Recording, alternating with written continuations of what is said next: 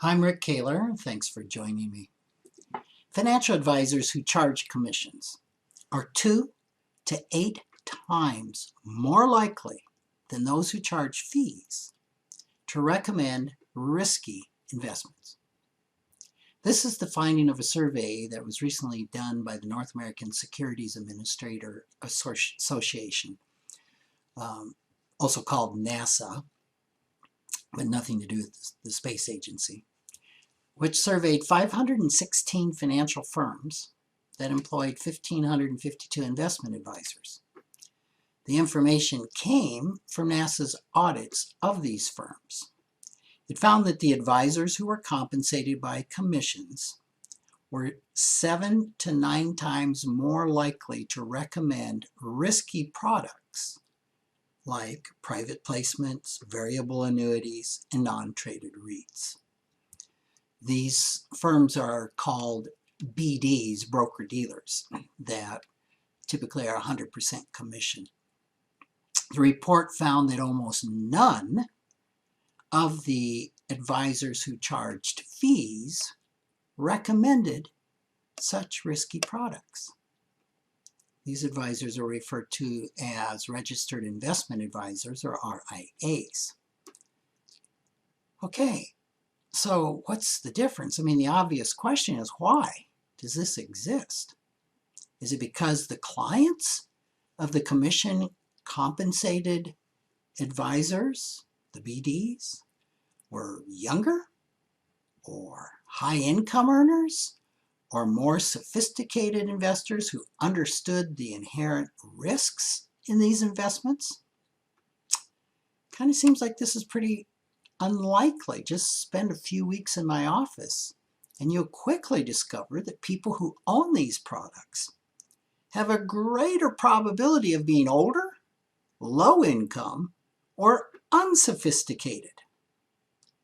Risky investments like variable annuities, non-traded REITs, and private placements typically pay out large commissions, some as high as 10% to the advisors who sell them.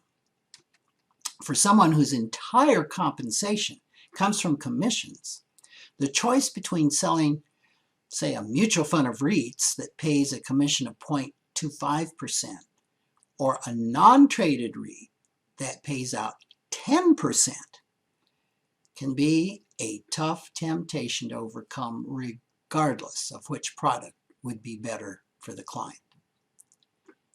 Consider that. It would take 40 sales of the REIT mutual fund to equal the income from one sale of the non-traded REIT.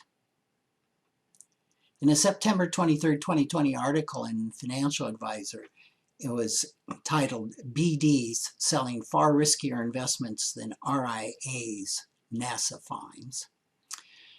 Tracy Longo writes that RIAs generally took more conservative investment approaches overall, avoiding higher cost, riskier, and complex products. Investment advisors also reported more robust due diligence, disclosure, and conflict management practices. Not surprisingly, a number of trade groups who represented the 2,000 firms which sell these products attempted to pressure NASA not to go forward with the audit. Imagine that. To NASA's credit, Andrea Seat, chair of the organization's Regulation Best Interest Implementation Committee, responded by saying the audit would not be suspended. Why then were these firms so worried about the audit? To answer that question, consider what consumer would knowingly choose to buy an investment that was higher risk with a commission up to 40 times higher than a lower cost, lower risk alternative. I think it's got to be pretty clear that if the consumer knew the facts, most would not. These products are sold, not bought. So therein lies the problem most consumers have no idea, none, of the risk or the high commissions embedded in the investments that they make. They tend to assume all those with financial advisor on their business cards or websites are one and the same. They don't understand the differences can be night and day.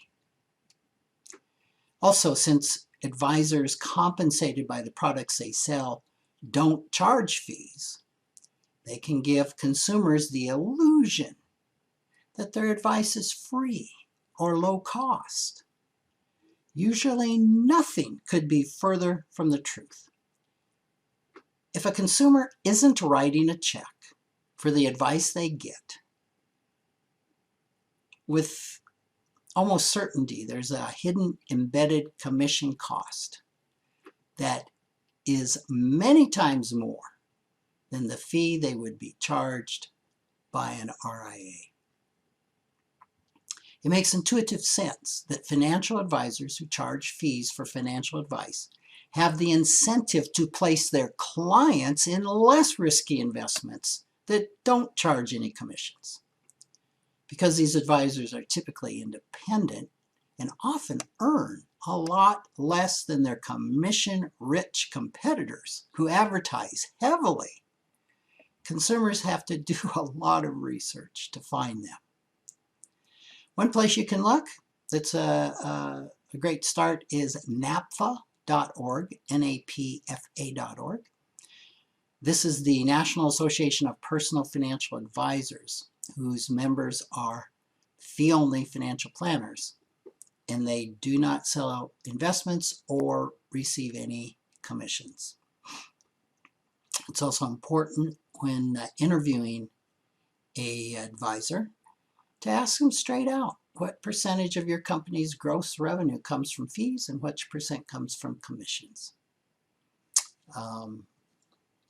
Because in the middle of not charging any fees and 100% commissions, you have some advisors that do both. So it's really up to you, and I've done a lot of